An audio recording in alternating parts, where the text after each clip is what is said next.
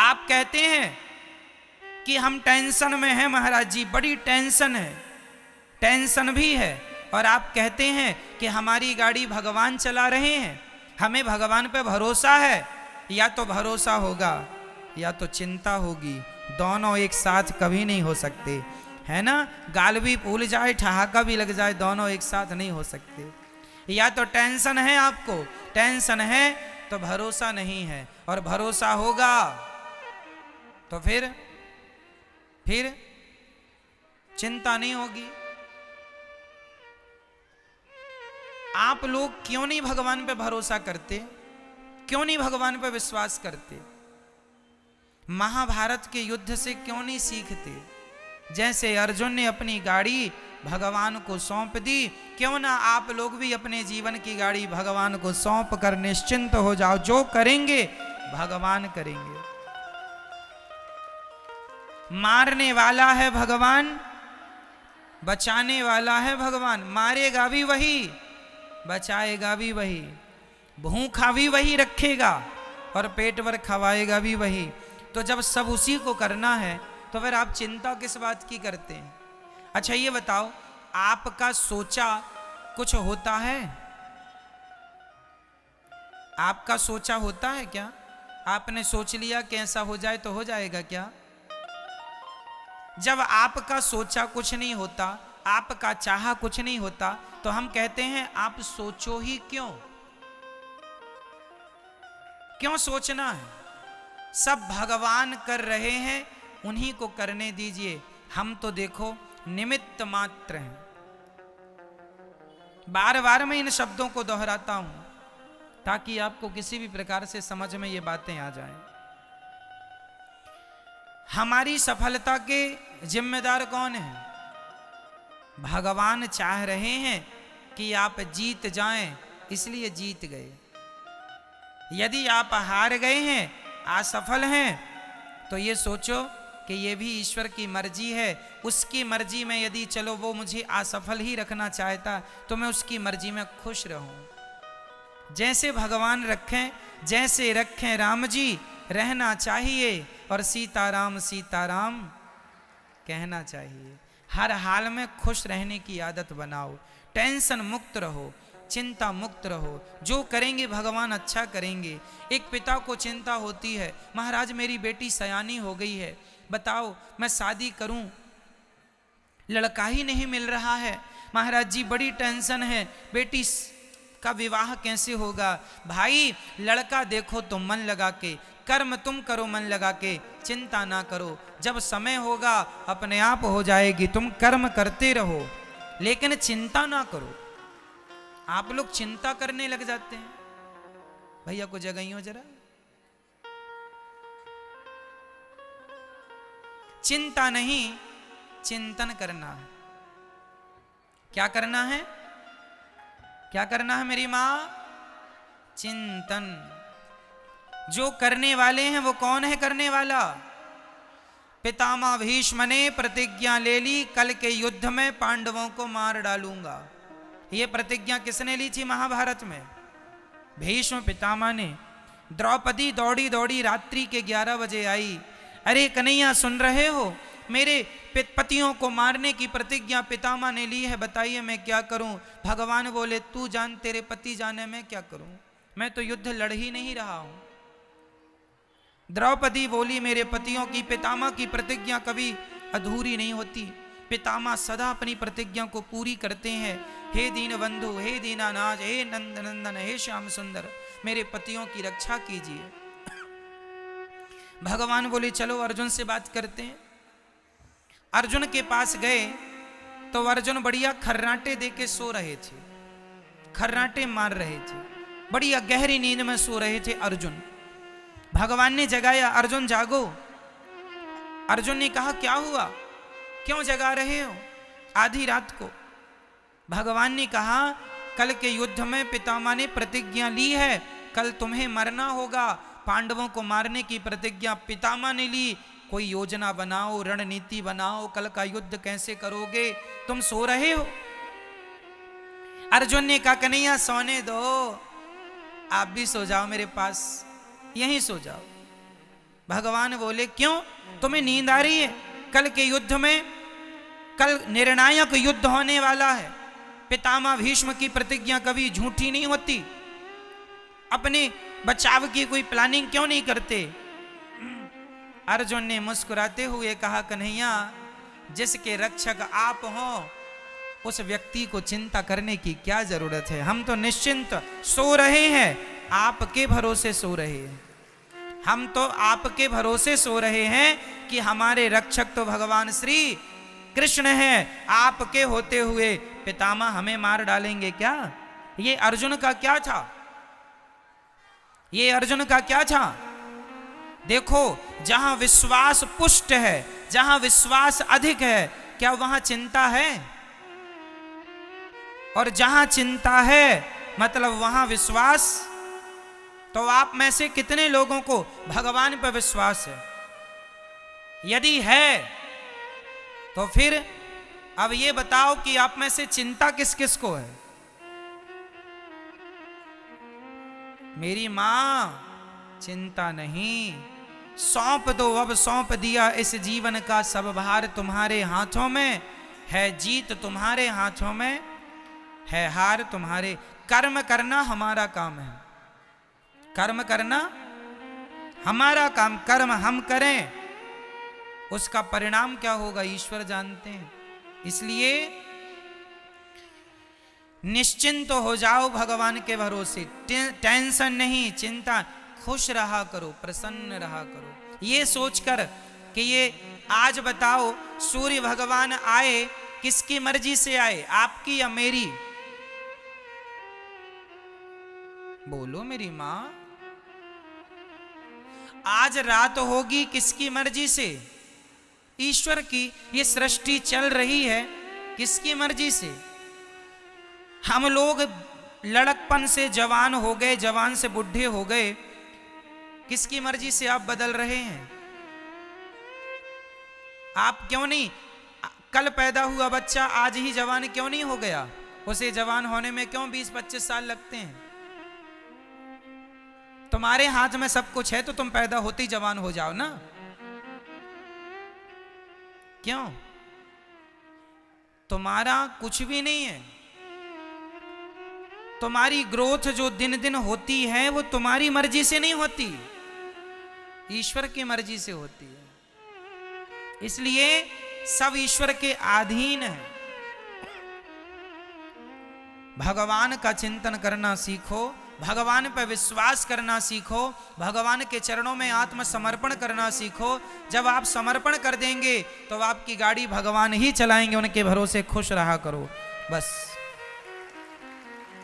हम लोग अहंकार कर लेते हैं, जरा सा कमाने लग गए, जरा सा पैसा कमाने लग गए, हम कमा रहे हैं, हम पैसे वाले हैं, हम ये हैं वो हैं। अहंकार तो देखो आदमी का, आजकल का आदमी ना ऐसे चलता कैसे, ऐसे ऐसे अकड़ देखो जरा, ऐसे चलता है जैसे ये राजा हो, सब इसके गुलाम हैं। आप लोगों के पास कितना पैसा है? 10 लाख, 20 लाख, 1 करोड़, 10 करोड़, 50 करोड़, 1 अरब, 10 अरब, 100 अरब, कितना? जितना बोल रहे हैं इसी के अंदर होगा जो भी होगा।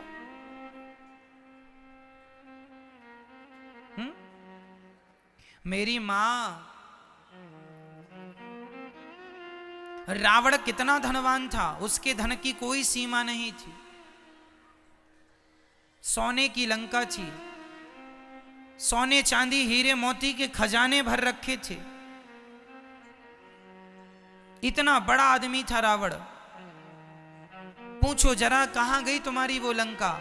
रावण भैया कहां गई तुम्हारी वो शान? कहां गई तुम्हारी वो अकड़? कहां गया तुम्हारा वो अहंकार? अहंकार रावण जैसों का ना टिका मेरी मां। जिनकी लंका सोने की थी तो हमारा और आपका अहंकार टिक जाएगा मैया? बोलो मेरी मां। इसलिए अहंकार ना हो। किस बात का अहंकार? आप लोगों को अहंकार है या नहीं? नहीं। मैं बताता हूं आपको अहंकार किस बात का है। ये बेटा मेरा है, मैं इसकी मां हूं, ये भी अहंकार ही है। मैं इसका पिता हूं, ये भी अहंकार ही है। ये घर मेरा है, ये भी अहंकार ही है।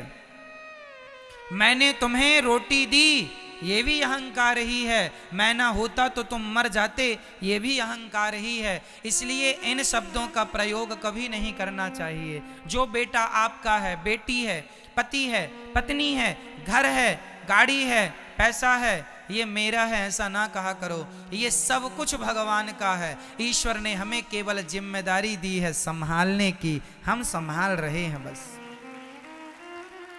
हम मैनेजर हैं, मालिक नहीं हैं। आप किसी बच्चे की मां नहीं हो। ये जो आपका बेटा है, ये आपका बेटा है ना मेरी मां। आप कहती हो ये बेटा मेरा है, तुम केवल इसलिए तो कहती हो मेरा बेटा क्योंकि तुमने 9 महीने गर्भ में रखा है। 9 महीने गर्भ में रखने से आपने कह दिया ये बेटा मेरा है। लेकिन जिस परमात्मा ने तुम्हारे बच्चे को आंखें दी हैं, आंखों की कीमत जानते हो बाजार में कितनी होगी? आंखों के इलाज में करोड़ों रुपए लग जाते हैं। जिनके इलाज में करोड़ों लग रहे हैं उन आंखों की कीमत क्या होगी? ये अनमोल रतन है। परमात्मा ने आंखें दी, परमात्मा ने सुनने को कान दिया, परमात्मा ने चलने को पांव दिया, परमात्मा ने खाने को बोलने को मुंह दिया, सब ईश्वर ने दिया। तुमने तो केवल 9 महीने पेट में रखा, तो पेट में रखे हो इसका इतना अहंकार कि ये मेरा बेटा है। तुम्हारा बेटा पैदा होए तुरंत भगवान को सौंप दो, हे नाथ ये आपकी संपत्ति है, आपको सौंप रही हूं, ये आपका है, आप जानो, आपका काम जाने। हाँ, मैं यदि आपने मुझे मां बनाया है तो मैं इसको मां बन करके इसकी जिम्मेदारी पूरी करूंगी। इसे नहलाना, धुलाना, खिलाना, पिलाना, संस्कार देना, खड़ा करना, ये मेरी जिम्मेदारी है। जिम्मेदारी निभाओ, ये ना हो कि ये मेरा है ना, ये सब भगवान का है। बेटी तुम्हारी नहीं, बेटा तुम्हारा नहीं, सब किसका है? सब पर किसका अधिकार है?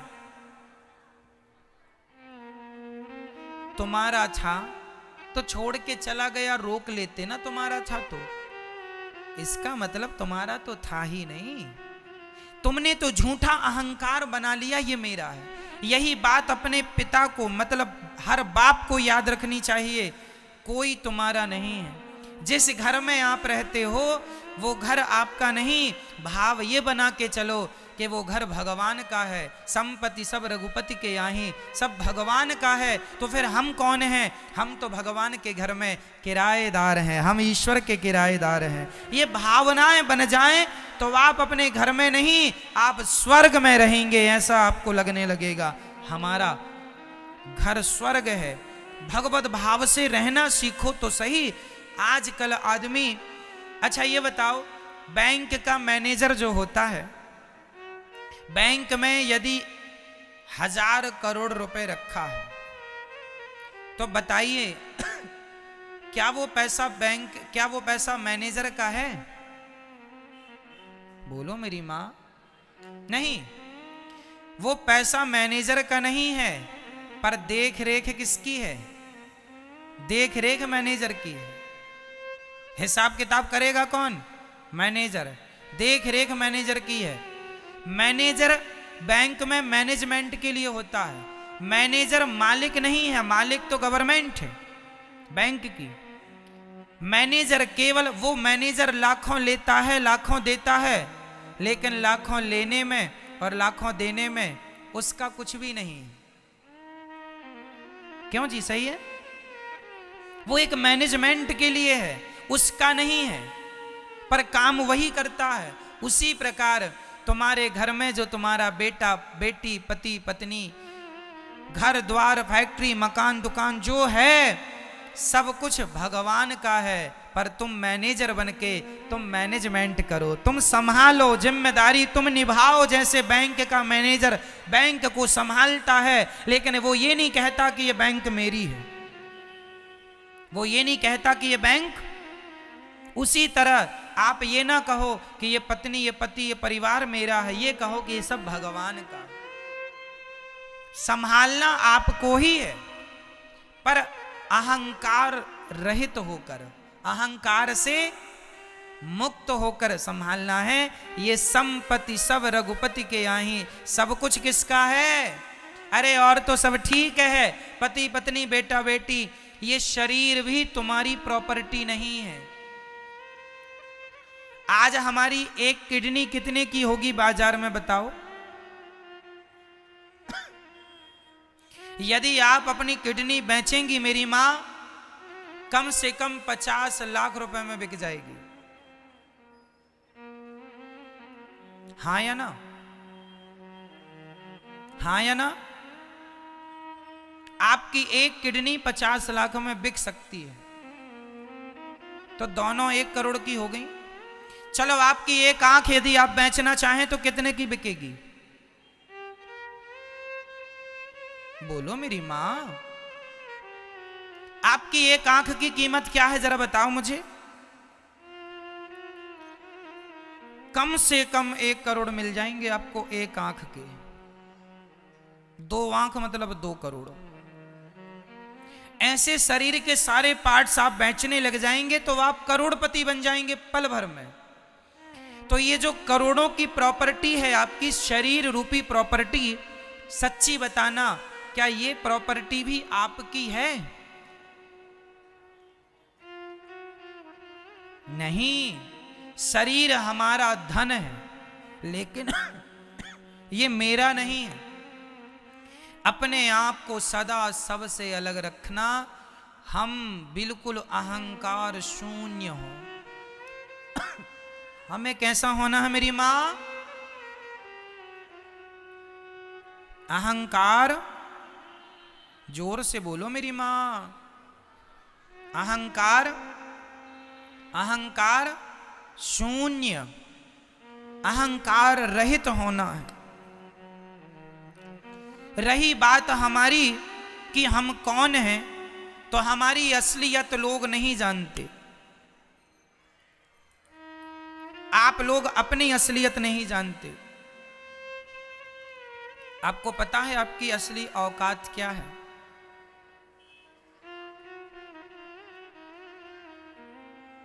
नहीं पता? हमारी असली औकात क्या है? छोटे मुंह बड़ी बातें हैं, बुरा ना मानना मेरी बातों का, लेकिन मैं आपको आपकी औकात दिखाऊंगा। हम सबकी असली औकात क्या है?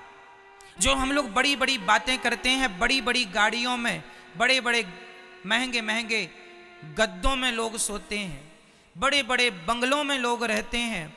ठीक है, आप बड़े बंगले में, बड़ी गाड़ी में, बड़े आलीशान जिंदगी जी रहे हैं, लेकिन कब तक? एक दिन आपको इन बंगलों से, इन गाड़ियों से उतरकर एक दिन अंत में एक लकड़ी की सैया पर सोना पड़ेगा। लकड़ी का बिस्तर होगा जिसे चिता कहते हैं। सही कह रहा हूं क्या मैं? हम लोग, सब लोग, चाहे अमीर हो चाहे गरीब हो, एक दिन हमारा अंतिम बिस्तर कौन है? बोलो मेरी मां, हम सबका आखिरी बिस्तर क्या है? चिता। एक दिन हम चिता पर जाएंगे और हमारे अपने आग लगाएंगे और हम धू धू करके जल जाएंगे, और जलने के बाद रह जाएगी तो केवल राख रह जाएगी, आपकी और हमारी। कहां चला गया तुम्हारा वो अहंकार? कहां गया तुम्हारा वो घमंड? मेरी गाड़ी, मेरा बंगला, मुझे जानता नहीं मैं कौन हूं? जानता हूं साहब, आज नहीं कल मुट्ठी भर राख बन जाओगे, फूंक मारने से उड़ जाओगे। ये आपकी और हमारी अंतिम औकात यही है कि हम मुट्ठी भर राख हैं, फूंक मारने से उड़ जाएंगे। आज कर लो तुम बड़ी बड़ी बातें, कर लो खूब घमंड, मैं ये हूं, मैं वो हूं, मुझे नहीं जानते, मेरी पहचान ऊपर तक है, ऐसा लोग कहते हैं। ठीक है साहब, बना लो पहचान ऊपर तक, वो सारे ऊपर वाले हवा में उड़ रहे हैं राख बन के, तुम उन्हीं के भरोसे हो ना। इसलिए हमारी असली औकात हमारी मुट्ठी भर राख बनना है। इसलिए हम अहंकार ना करें, शांति से जीवन जिएं। थोड़ा अपमान हो सह लो, थोड़ा सम्मान हो मस्त रहो, खुश रहो, ना अपमान में उलझो ना सम्मान में उलझो, भगवत चिंतन करते रहो। श्रीमन्नारायण चरणौ शरणम शरणम प्रपद्ये श्रीमते नारायणाय नमः। हे श्रीमन नारायण, हम आपके चरणों की शरण ग्रहण करते हैं। हे नाथ, हमें स्वीकार कीजिए। बोलो हे श्रीमन नारायण, हम आपके चरणों की शरण ग्रहण करते हैं।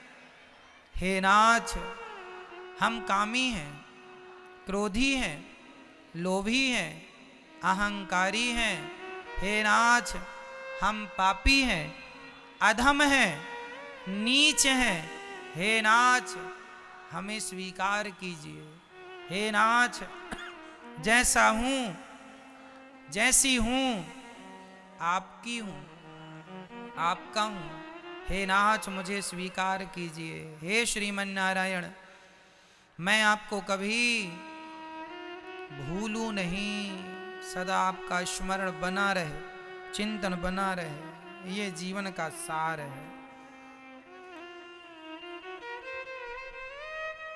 हमारा जीवन बहुत छोटा है, थोड़ा है, लेकिन बातें बहुत बड़ी हैं, बहुत बड़ी। कभी खत्म नहीं होती बातें, कभी अहंकार का कोई अंत नजर नहीं आता। जबकि हम नश्वर हैं, नाशवान शरीर पाए हैं, फिर भी देखो अकड़ तो देखो। आदमी ऐसे अकड़ दिखाता है जैसे कभी मरेगा ही नहीं।